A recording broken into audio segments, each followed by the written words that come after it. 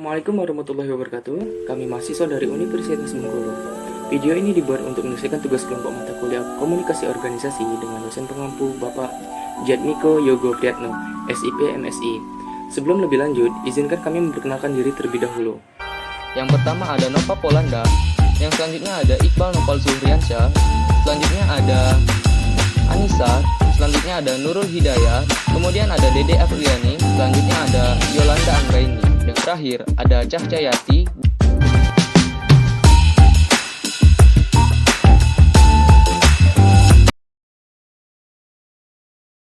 Sejarah ilmu komunikasi.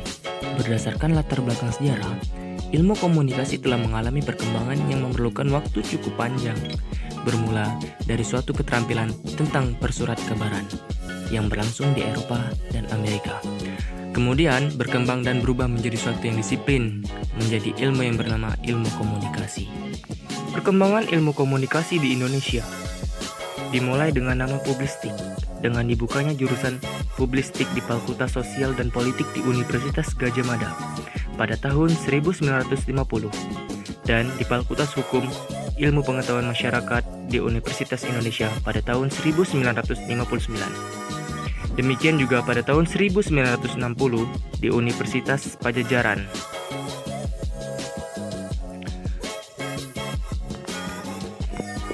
Kajian ilmu komunikasi meliputi seseorang komunikator dan komunikan, resepsi, reaksi, efek dan efektivitas, situasi, politik, ekonomi, dan lain-lain, sarana, media, saluran dan fasilitas, material, administrasi, bentuk, struktur, gaya dan pola, konteks, isi, makna pesan, dan konsekuensi perubahan menyeluruh.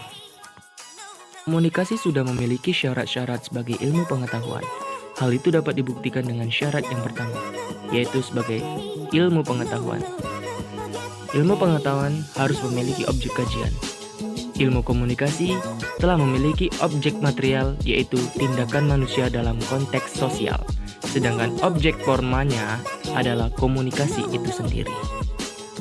Ilmu komunikasi melalui filsafat mencoba mencari sebab yang sedalam-dalamnya menyangkut penyampaian pesan antar manusia. Syarat universal dibuktikan dengan dimanapun manusia itu berada. Ilmu komunikasi tetap merupakan ilmu yang mempelajari usaha menyampaikan pesan antar manusia. Dan pengertian ilmu komunikasi tidak akan pernah berubah walaupun muncul definisi dari para ahli yang lain tentang ilmu komunikasi. Namun, tetap inti dari definisi tersebut adalah penyampaian pesan antar manusia. Seperti yang kita ketahui, komunikasi merupakan bagian dalam ilmu sosial. Dalam ilmu sosial, dalam tinjauan filsafat ilmu pengetahuan dikenal terdapat perspektif atau paradigma, yakni positivistik, interpretatif, dan kritis. Dan dalam perkembangan kontemporer, dalam ilmu sosial memperkenalkan paradigma atau perspektif yang baru, yakni postmodernisme. Masing-masing paradigma tentunya memiliki sudut ontologi, epistemologi, dan aksiologinya masing-masing. Seperti halnya paradigma positivistik yang memandang suatu realitas sebagai sesuatu yang sudah terpola, tertata, terbentuk, dan sudah teratur. Kajian ilmiah merupakan suatu penjelajahan dan akan menghasilkan suatu penemuan-penemuan mengenai hukum-hukum alam. Karenanya, paradigma ini memandang ilmu pengetahuan itu bersifat empiris, objektif, kausalitas, dan universal.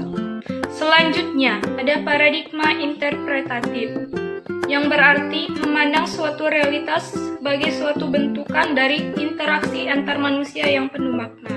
Paradigma ini sejalan dengan filsafat rasionalis. Hal ini dikarenakan paradigma ini menganggap bahwa dasar ilmu pengetahuan itu berasal dari pemaknaan.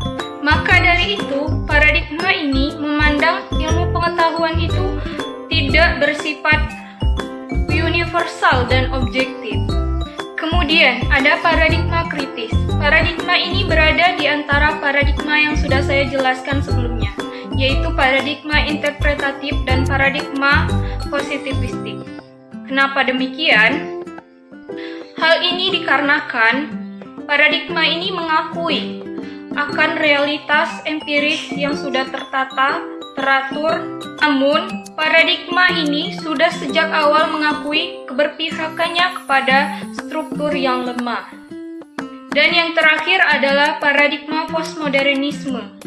Paradigma ini menolak paham realitas yang sudah tertata, terstruktur, dan terpola. Paradigma ini dipandang sebagai sesuatu yang sedang terjadi atau sedang berlangsung. Suatu paradigma menekankan pada aspek lain namun melalaikan pandangan lain. Misalnya saja, paradigma positivistik yang menekankan pada keharmonisan dan keberlangsungan peran, namun melalaikan suatu kesenjangan dan dominasi yang ada di dalamnya. Hal inilah yang menjadi perhatian dari orang yang menganut aliran kritis. Kemudian, paradigma interpretatif.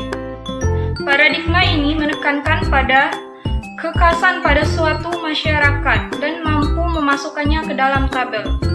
Sedangkan paradigma postmodernisme itu dianggap mampu menjelaskan suatu fenomena yang terjadi di dalam masyarakat kontemporer atau masyarakat yang sudah mengenal teknologi informasi. Maka harapannya dengan kita memahami unsur-unsur epistemologi, aksiologi, dan ontologi, kita dapat memahami suatu teori itu dengan baik dan menggunakannya dengan benar. Persyaratan keilmuan sudah dimiliki komunikasi sebagai ilmu pengetahuan. Seperti halnya sudah memiliki metode, sudah memiliki paradigma, dan sudah memiliki suatu teori. Kita mengenal kajian komunikasi itu berasal dari tradisi Chicago yang bersifat humanistik, serta kajian John Way mengenai arti penting integrasi bagi masyarakat perkotaan yang heterogen. Begitu pula dengan karya generasi-generasi yang sudah melahirkan apa yang kita kenal dengan ilmu komunikasi.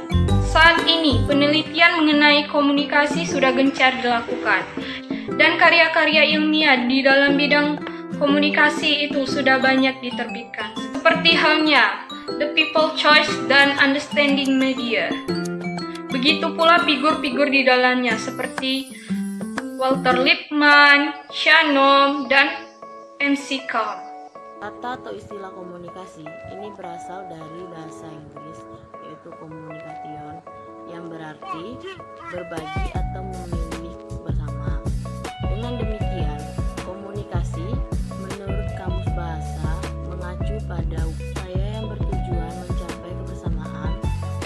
Komunikasi dapat diartikan juga sebagai proses sharing dalam pihak-pihak yang melakukan aktivitas komunikasi. Menurut Leslie Chograber, ahli Kamus Bahasa, komunikasi adalah upaya yang bertujuan berbagi untuk mencapai sebuah kebersamaan. Jika dua orang berkomunikasi, maka pemahaman yang lain melalui sistem lambang-lambang, tanda-tanda, atau tingkah laku. Komunikasi adalah pesan yang disampaikan kepada komunikasi atau penerima dari komunikator atau sumber melalui saluran-saluran tertentu, baik secara langsung atau tidak langsung, dengan maksud memberikan dampak atau efek kepada komunikasi sesuai dengan yang diinginkan komunikator. Menurut Frank X. Dance dalam bukunya Communication Theory terhadap 126 buah definisi tentang komunikasi yang diberikan oleh beberapa ahli dan dalam buku Sasa Jejuan Senjaja Pengantar Ilmu Komunikasi dijabarkan 7 buah definisi yang dapat mewakili sudut pandang dan konteks pengertian komunikasi.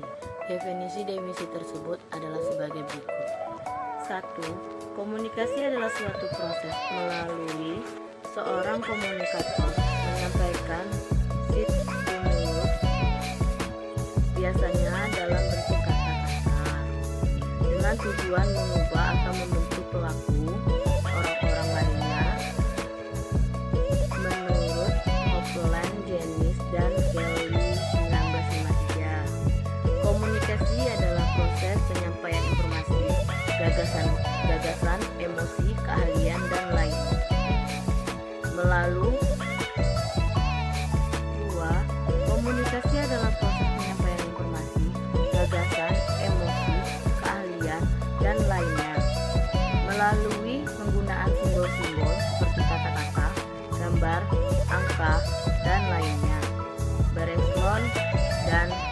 Munir 1964. Yang ketiga, komunikasi pada dasarnya merupakan suatu proses yang menjelaskan siapa, mengatakan apa, dengan saluran apa, kepada siapa, dengan akibat apa atau hasil apa.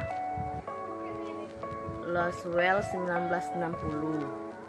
4. Komunikasi adalah suatu proses yang membuat sesuatu dari yang semula dimiliki oleh seseorang. Monopoli seseorang menjadi dimiliki oleh 2 orang atau lebih. Godde 1959. Komunikasi timbul didorong oleh kebutuhan untuk mengurangi rasa ketidakpastian, bertindak secara efektif, mempertahankan atau memperkuatkan. Batlun 1964. 6. Komunikasi adalah suatu proses yang menghubungkan satu bagian dengan bagian lainnya dalam kehidupan. Bush 1957. 7. Komunikasi adalah seluruh prosedur melalui mana pikiran seseorang dapat mempengaruhi pikiran orang lain. Werwer 1949. Berdasarkan definisi tentang komunikasi tersebut, dapat diperoleh gambaran bahwa komunikasi mempunyai beberapa karakteristik sebagai berikut. 1. Komunikasi adalah suatu proses. Komunikasi sebagai suatu proses artinya bahwa komunikasi merupakan serangkaian tindakan atau peristiwa yang terjadi secara berurutan. Ada tahapan dan sekuensi, serta berkaitan sama dengan yang lainnya dalam kurun waktu tertentu. Yang kedua, komunikasi adalah suatu upaya yang disengaja serta mempunyai tujuan. Komunikasi adalah suatu kegiatan yang dilakukan secara sadar, disengaja, serta sesuai dengan tujuan atau keinginan dari pelakunya. Yang ketiga, komunikasi menuntut adanya partisipasi dan kerjasama dari para pelaku yang terlihat kegiatannya komunikasi dan berlangsung baik adalah pihak-pihak yang berkomunikasi. 2 orang atau lebih sama-sama ikut terlihat dan sama-sama mempunyai perhatian yang sama terhadap topik pesan yang disampaikan. 4. Komunikasi bersifat simbolis. Komunikasi pada dasarnya merupakan tindakan yang dilakukan dengan menggunakan lambang yang paling umum digunakan dalam komunikasi antar manusia adalah bahasa verbal dalam bentuk kata-kata, kalimat, angka-angka, atau tanda-tanda lainnya. Kelima, komunikasi bersifat transaksional. Komunikasi pada dasarnya menuntut 2 tindakan, yaitu memberi dan menerima. 2 tindakan tersebut tentunya perlu dilakukan secara seimbang dan profesional. Yang keenam, komunikasi menembus faktor ruang dan waktu.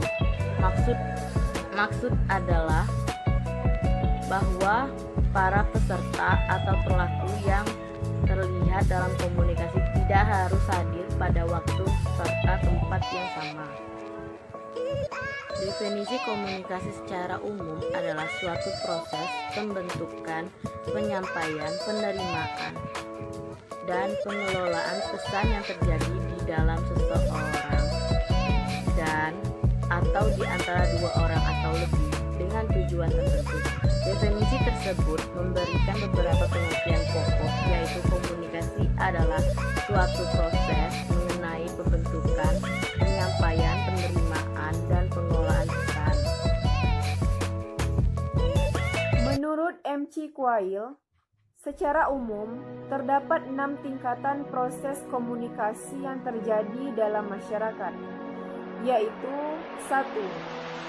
Proses komunikasi intrapribadi atau intrapersonal communication merupakan suatu bentuk komunikasi yang terjadi dalam diri seseorang berupa pengolahan informasi melalui sistem syaraf dan panca indera. Contohnya adalah berpikir, merenung, menulis sesuatu.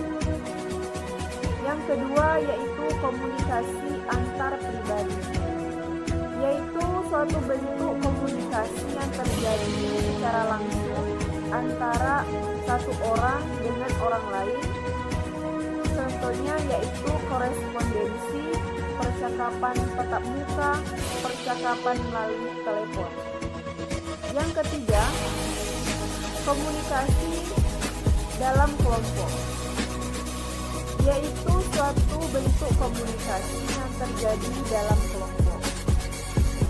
Pada tingkatan ini, setiap anggota atau pelaku yang terlibat dalam kelompok tersebut berkomunikasi sesuai dengan peran dan kedudukannya dalam kelompok. Berita atau pesan yang disampaikan pun ada kaitannya dengan setiap anggota kelompok tersebut, bukan bersifat pribadi. Contohnya adalah berbincang antara ayah, ibu, anak dalam keluarga, dan contoh lainnya yaitu diskusi antara dosen, mahasiswa mengenai mata kuliah tertentu. Yang keempat, komunikasi antar kelompok atau asosiasi. Komunikasi ini merupakan komunikasi yang terjadi antara satu kelompok dengan kelompok yang lain. Dalam komunikasi ini, jumlah atau pihak yang terlibat hanya 2 orang atau beberapa orang saja. Namun, mereka sudah membawa peran dan kedudukan mereka masing-masing sebagai wakil dari kelompok atau asosiasinya. Contohnya yaitu pertemuan atau rapat yang diadakan antara Karang Taruna Desa A dengan Karang Taruna Desa B, membahas atau akan diadakannya perlombaan MTQ antar desa. Yang kelima yaitu komunikasi organisasi. Dalam komunikasi organisasi ini tercakup 2 hal kegiatan.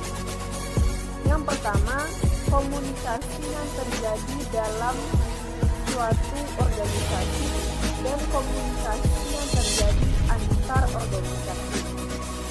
Berbeda dengan komunikasi kelompok, komunikasi organisasi lebih bersifat formal dan mereka menjalankan komunikasinya dengan menggunakan prinsip efisiensi.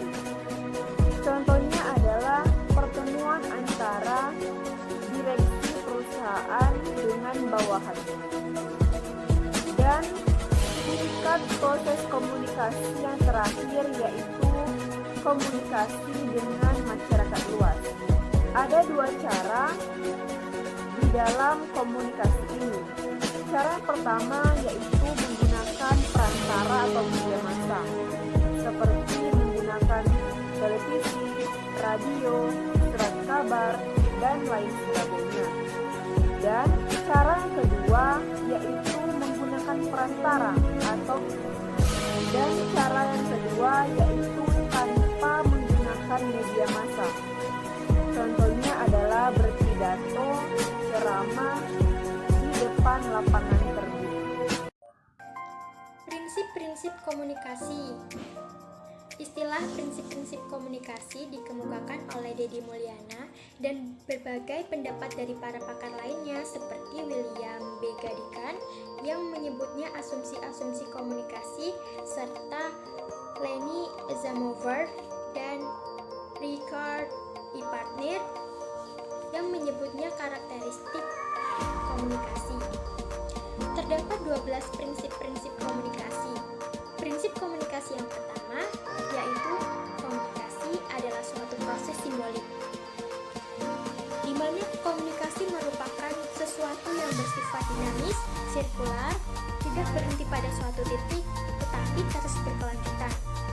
Prinsip komunikasi yang kedua yaitu setiap perilaku mempunyai potensi komunikasi. Maksudnya, setiap orang tidak bebas nilai. Pada saat tertentu, seseorang tidak bermaksud mengkomunikasikan sesuatu. Tetapi, dimaksud oleh orang lain, seseorang tersebut sudah terlihat dalam proses komunikasi melalui ekspresi wajah dan gerak tubuh yang merupakan komunikasi nonverbal, sehingga seseorang tersebut dimaknai oleh orang lain menjadi suatu stimulus. Prinsip komunikasi yang ketiga yaitu komunikasi mempunyai dimensi dan hubungan, di mana setiap pesan komunikasi mempunyai dimensi isi dan pihak-pihak yang melakukan proses komunikasi. Contohnya, antara dua orang sahabat dan antara dosen dan mahasiswa di kelas berbeda mempunyai dimensi isi yang berbeda. Prinsip komunikasi yang keempat yaitu komunikasi berlangsung dalam berbagai tingkat kesenjangan, yakni setiap tindakan komunikasi yang dilakukan oleh seseorang bisa saja terjadi melalui tingkat kesenjangan yang rendah, yaitu tingkat kesenjangan yang tidak disengaja atau tidak direncanakan, seperti apa saja yang akan dikatakan atau akan dilakukan oleh seseorang, hingga ke komunikasi yang betul-betul disengaja, atau pihak komunikasi mengharapkan respon dan mengharapkan tercapainya tujuan yang diinginkan. Prinsip komunikasi yang kelima yaitu komunikasi terjadi dalam konteks ruang dan waktu, di mana pesan komunikasi yang dikirimkan oleh pihak komunikan baik secara verbal maupun nonverbal disesuaikan dengan tempat di mana proses komunikasi itu berlangsung, kepada siapa proses komunikasi atau pesan komunikasi itu dikirimkan, dan kapan proses komunikasi tersebut berlangsung. Prinsip komunikasi yang keenam yaitu komunikasi melibatkan prediksi peserta komunikasi. Maksudnya, proses komunikasi yang dilakukan oleh pihak-pihak komunikan bisa saja diprediksi. Tidak bisa dibayangkan apabila kita melakukan komunikasi dengan orang lain tidak mengikuti norma-norma yang berlaku di masyarakat. Contohnya, apabila kita memberi senyuman kepada orang lain, tentu kita akan memprediksi bahwa orang lain tersebut akan membalas senyuman kita. Ataupun apabila kita menyapa orang lain, tentu orang lain tersebut akan membalik sapaan kita. Akan membalas sapaan kita. Dengan begitu, prediksi ini akan membuat peserta komunikasi akan merasa tenang dalam melakukan proses komunikasi. Prinsip komunikasi yang ketujuh yaitu komunikasi bersifat sistematik, di mana di dalam setiap diri seseorang mengandung sisi internal yang dipengaruhi oleh latar belakang pendidikan, adat, budaya, dan pengalaman yang kesemuanya itu dapat mempengaruhi seseorang dalam berkomunikasi. Selain daripada itu, sisi internal seperti lingkungan keluarga dan lingkungan di mana dia melakukan komunikasi juga akan mempengaruhi bagaimana seseorang dapat melakukan tindakan komunikasi. Prinsip komunikasi yang kedelapan yaitu semakin mirip latar belakang sosial budayanya, maka akan semakin efektif komunikasinya. Contohnya, jika ada dua orang yang sedang melakukan komunikasi, keduanya berasal dari adat yang sama atau pendidikan yang sama, maka akan ada kecenderungan keduanya mempunyai bahan yang sama untuk saling dikomunikasikan, dan kedua belah pihak pun mempunyai makna yang sama terhadap simbol-simbol yang saling dipertukarkan. Prinsip komunikasi yang kesembilan yaitu komunikasi bersifat non-sekuensial, di mana proses komunikasi bersifat sirkular, dalam arti tidak hanya berlangsung dalam satu arah, melainkan melibatkan respon atau tanggapan sebagai bukti bahwa komunikasi atau pesan yang dikirimkan dapat diterima dan dapat dimengerti. prinsip komunikasi yang ke-10 yaitu komunikasi bersifat prosesual, dinamis, dan transaksional. Konsekuensinya dari prinsip bahwa komunikasi adalah sebuah proses dinamis dan transaksional adalah sebuah prosesnya yaitu adanya saling memberi dan menerima informasi di antara pihak-pihak yang melakukan komunikasi tersebut. Prinsip komunikasi yang ke-11 yaitu komunikasi bersifat irreversible, yaitu setiap orang yang melakukan proses komunikasi tidak dapat mengontrol atau mengendalikan efek yang ditentukan oleh pesan yang dikirimkan. Sebab komunikasi tidak dapat ditarik kembali. Contohnya jika seseorang sudah berkata yang membuat sakit hati kepada orang lain, maka efek daripada sakit hati tersebut tidak dapat hilang begitu saja oleh orang lain tersebut. Kemudian prinsip yang terakhir, prinsip komunikasi yang ke-12 yaitu komunikasi bukan pemecah untuk menyelesaikan berbagai masalah. Dalam arti bahwa komunikasi bukan satu-satunya obat mujarab yang dapat digunakan sebagai solusi untuk menyelesaikan masalah.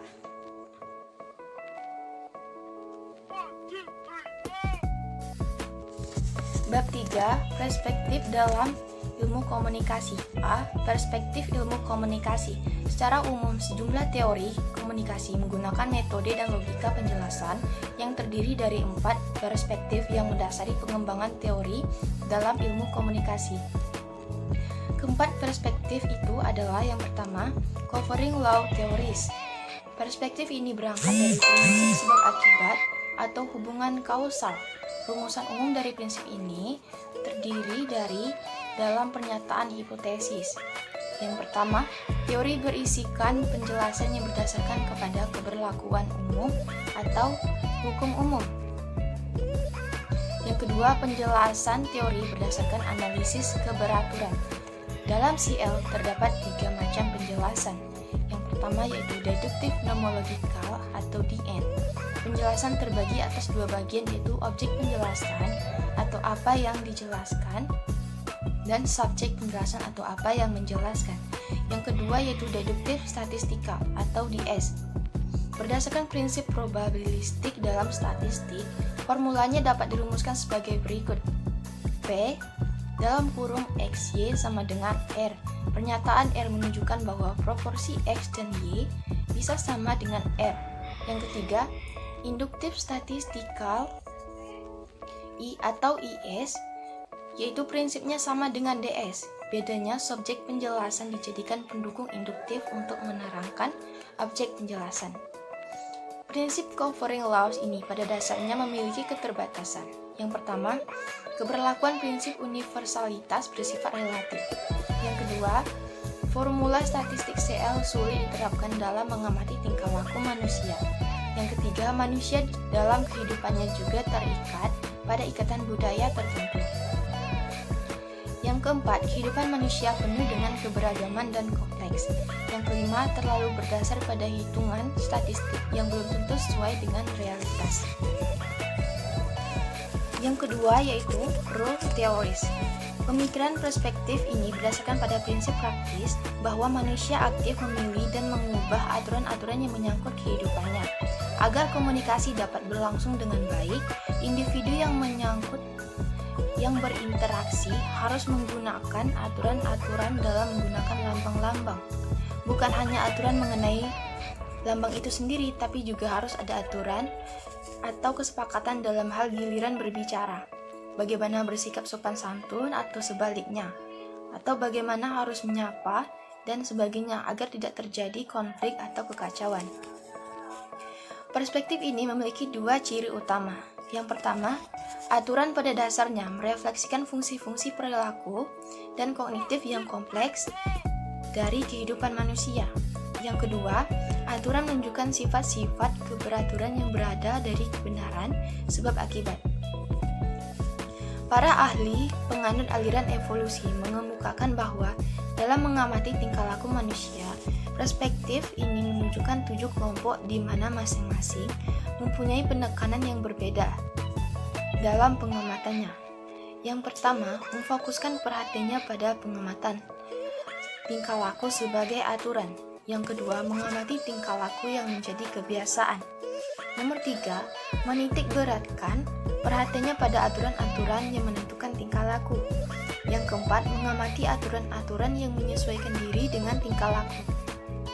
Yang kelima, memfokuskan pengamatannya pada aturan-aturan yang mengikuti tingkah laku. Yang keenam, mengikuti aturan-aturan yang menerapkan tingkah laku. Dan yang ketujuh, memfokuskan perhatiannya pada tingkah laku yang merefleksikan aturan. Dalam konteks komunikasi antar pribadi, pemikiran perspektif ini mendasarkan bahwa tingkah laku manusia merupakan hasil atau refleksi dari penerapan aturan yang disepakati bersama. Dalam hal ini ada 4 proporsi yang diajukan. Yang pertama, tindakan-tindakan yang bersifat gabungan, kombinasi, dan asosiasi yang merupakan ciri-ciri perilaku manusia. Yang kedua, tindakan-tindakan di atas disampaikan melalui pertukaran informasi simbolis.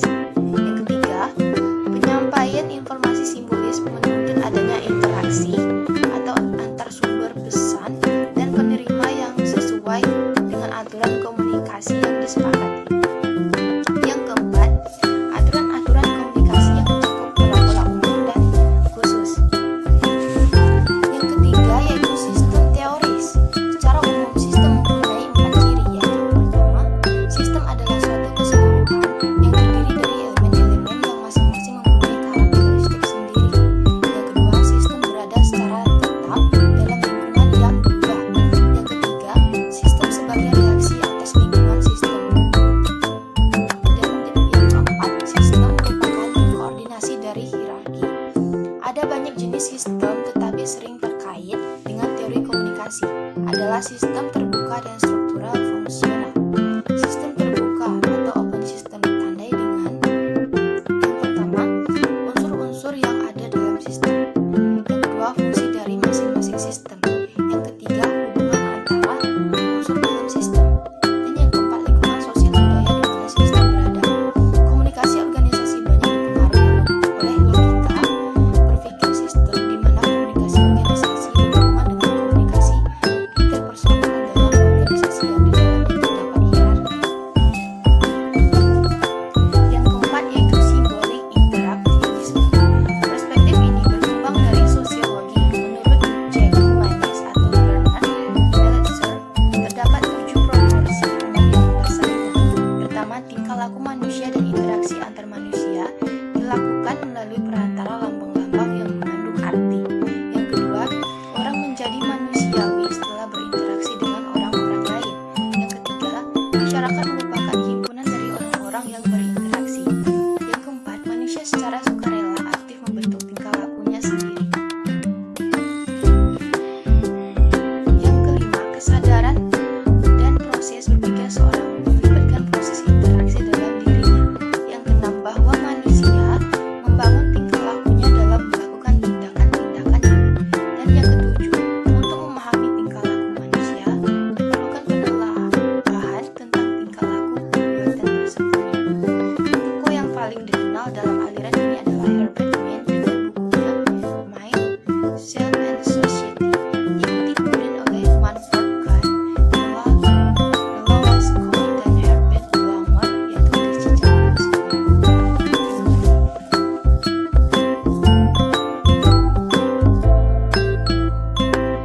Teori perspektif. Terdapat beberapa pokok pikiran yang disampaikan para ahli mengenai teori perspektif. Yang pertama yakni disampaikan oleh George Herbert Mead. Menurut beliau, orang adalah aktor atau pelaku dalam masyarakat, bukan reaktor. Sementara itu, sosial aktivitas atau kegiatan sosial hanya sebagai payungnya. Kemudian ada 3 bagian dari tindakan sosial itu sendiri. Yang pertama, gerak isyarat atau gestur dimaknai sebagai suatu bentuk komunikasi nonverbal dengan aksi tubuh yang terlihat mengomunikasikan pesan tertentu. Contohnya, mengangkat tangan sebagai simbol kemenangan. Yang kedua yakni tanggapan terhadap gestur, baik secara eksplisit atau secara langsung dan jelas, maupun secara implisit atau secara tidak langsung.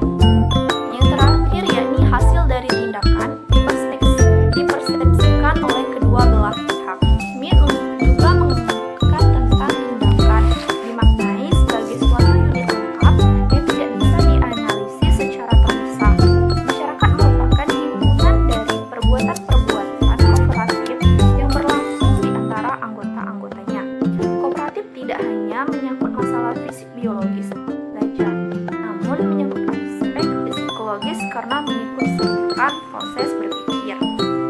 Jadi, kooperatif dimaknai membaca atau memahami tindakan orang lain sehingga interaksi sosial merupakan hasil perpaduan antara pemahaman diri sendiri dan pemahaman atas orang lain. Kedua yang menyampaikan pokok pikirannya yakni Herbert Blumer, di mana sebagai pencetus istilah pertama yakni istilah simbolik interionik. Dalam pokok pikirannya terdapat 3 bagian, yakni manusia bertindak terhadap sesuatu berdasarkan pemahaman arti dari sesuatu itu sendiri. Kemudian pemahaman arti ini diperoleh melalui interaksi dan diperoleh melalui interpretasi. Dengan demikian, makna dari sesuatu merupakan hasil dari proses internal dan eksternal karena dibutuhkannya interaksi di dalamnya. Menurut Blumer, suatu objek mengandung 3 hal. Yang pertama, things atau benda fisik, yang kedua social things atau benda sosial, dan yang terakhir yakni ide atau gagasan. Tindakan sosial menurut Blumer merupakan perluasan dari tindakan-tindakan individu, di mana masing-masing individu menyesuaikan tindakan sehingga hasilnya adalah gabungan secara metodologis. Blumer menyebutnya sebagai manusia atau orang kualitatif. Pendapat ahli selanjutnya yakni disampaikan oleh Manfred Kahn. Berbeda dengan 2 pendapat dari ahli sebelumnya, Manfred Kahn memiliki pemikiran lebih bersifat mikro atau kecil dan empiris atau kuantitatif. Ada 4 hal yang dikemukakan Kahn. Yang pertama, adanya objek sasaran yang mencakup semua aspek realitas dalam berbentuk benda, kualitas, peristiwa, atau keadaan. Yang kedua, rencana tindakan atau totalitas pada tindakan seseorang terhadap objek sasaran tertentu. Yang ketiga, adanya orientasi pada orang lain. Yang terakhir yakni konsep diri. Konsep dirinya dipandang sebagai rencana tindakan individu terhadap dirinya sebagai objek. Dan yang kedua, konsep diri mencakup identitas, yakni sebagai peran atau status, minat atau interest, tujuan, ideologi, serta evaluasi diri.